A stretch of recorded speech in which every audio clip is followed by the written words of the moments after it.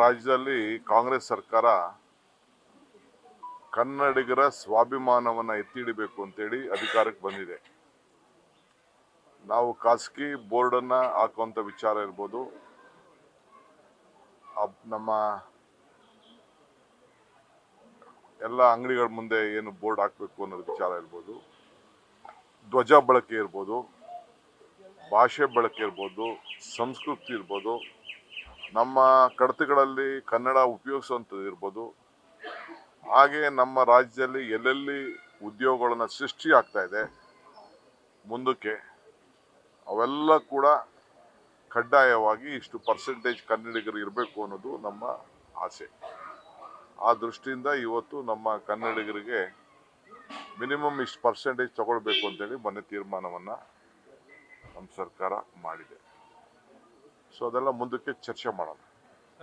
ಕಿರಣ್ ಮುಜುಮ್ದಾರ್ ಶಾ ಮತ್ತೆ ಬಯೋಕನೂರು ಮತ್ತೆ ಇಬ್ರು ಕೂಡ ವಿರೋಧ ವ್ಯಕ್ತಪಡಿಸಿದ್ದಾರೆ ಸರ್. ಅಂದ್ರೆ ನೋಡಿ, ಕೆಲವು ನುರಿತ ಅಂತ ಕಾರ್ಮಿಕರು ಬೇಕಾಗುತ್ತೆ. ಟೆಕ್ನಿಕಲ್ ಇರೋ ಕಡೆ ನಾವು ವಿಲ್ ನಾಟ್ ಇಂಟರ್ಫಿಯರ್. ನಾವು ಅಂಡರ್ಸ್ಟ್ಯಾಂಡ್ ಮಾಡ್ಕೋಬೇಕಾಗ್ತದೆ. ಟೆಕ್ನಿಷಿಯನ್ಸ್ ಎಲ್ಲೆಲ್ಲಿ ಇರ್ತಾರೆ ಅವರು ನಮ್ಮ ಕರ್ನಾಟಕ ರಾಜ್ಯದಿಂದನೇ ಎಲ್ಲ ಬೆಳೆದಿರೋರು. ಟೆಕ್ನಿಷಿಯನ್ಸ್ ಎಲ್ಲೆಲ್ಲಿ ಇರ್ತದೆ ಆ ಟೆಕ್ನಿಕಲ್ ಇದಕ್ಕೆಲ್ಲ ಬೇಕಾದ್ರೆ ಸ್ಪೆಷಲ್ ಎಕ್ಸಂಪ್ಷನ್ ಕೊಡ್ತೀವಿ.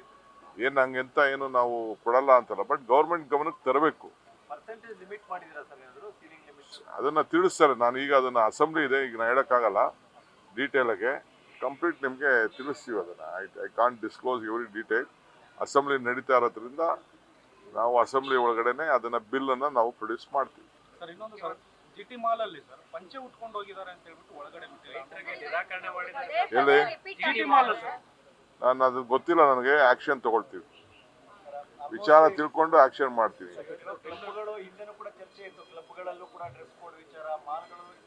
ಮೆಟ್ರೋದಲ್ಲೂ ಇದೇ ರೀತಿ ಆಗಿತ್ತು ಸರ್.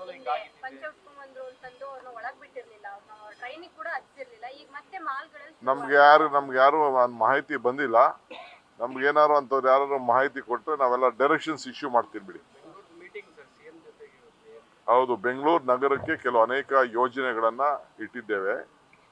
ಅದನ್ನ ನಾನು ಕ್ಯಾಬಿನೆಟ್ಗೆ ತಗೊಂಡು ಬರ್ಬಿಡ್ಬೇಕಾಗಿದೆ. ಕ್ಯಾಬಿನೆಟ್ ತರಕ್ಕಿಂತ ಮುಂಚಿತವಾಗಿ ನಾನು ಬೆಂಗಳೂರಿನ ಮಂತ್ರಿಗಳ ಹತ್ರ,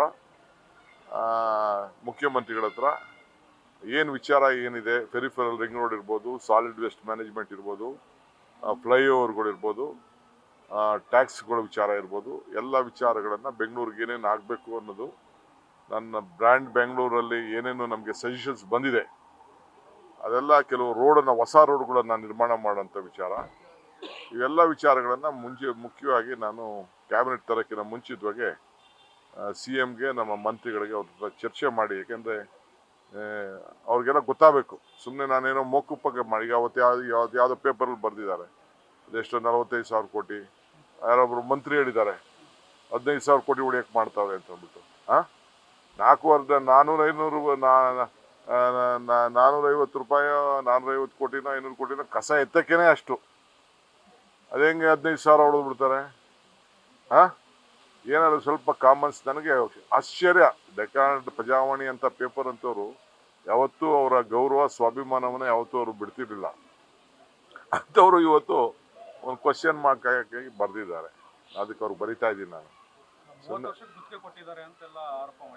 ಎಲ್ರಿ ಅಲ್ಲಿ ಯಾವ ಗುತ್ತಿಗೆ ಜಾಗನ ಇನ್ನ ಹುಡುಕಿ ಏನೇನೋ ನಾನು ನ್ಯಾಯ ಪಂಚಾಯತಿ ಆಡ್ತಾ ಇದ್ದೀನಿ.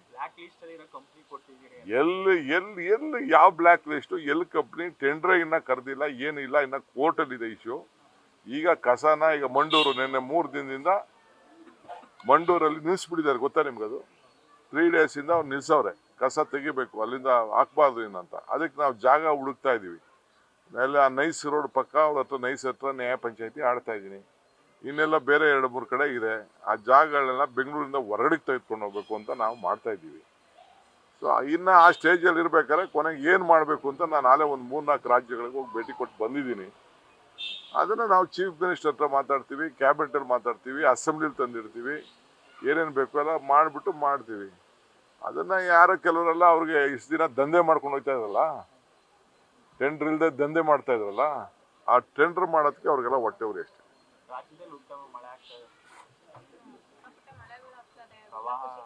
ಎಲ್ಲ ಕಡೆನೂ ಇಲ್ಲ, ಎಲ್ಲ ಕಡೆನೂ ಮಳೆ ಆಗ್ತಾ ಇಲ್ಲ. ಕೆಲವು ಕಡೆ ಆಗ್ತಾ ಇದೆ. ನೋಡೋಣ. ತಮಿಳ್ನಾಡದು ಈ ಪರಿಸ್ಥಿತಿ ಈಗ ಸದ್ಯಕ್ಕೆ ಸುಧಾರಣೆ ಆಗುವಂತ ಕಾಣ್ತಾ ಇದೆ. ಈಗಲೂ 1.5 TMC ನೀರೇ ಹೋಗ್ತಾ ಇದೆ ಸರ್ ಪ್ರತಿದಿನ. ಈಗ ಬೆಳಗ್ಗೆ ಇನ್ನೊಂದು 10 ನಿಮಿಷದಲ್ಲಿ ಬರ್ತದೆ, ಲೇಟೆಸ್ಟ್ ರಿಪೋರ್ಟ್ ಬರ್ತದೆ. ಈಗ ಬಂದಿದೆ ನನಗೆ ಲೇಟೆಸ್ಟ್ ರಿಪೋರ್ಟ್ ಹೋಗ್ತಾ ಇದೆ. ಇವತ್ತು 2000 ಕ್ಯೂಸಿಕ್ ಅಂತೂ ಇವತ್ತು ಹೋಗ್ತಾ ಇದೆ. ನ್ಯೂಸ್ ಫಸ್ಟ್ ನಿರ್ಭೀತಿಯಿಂದ ನಿಮ್ಮ ಪರವಾಗಿ.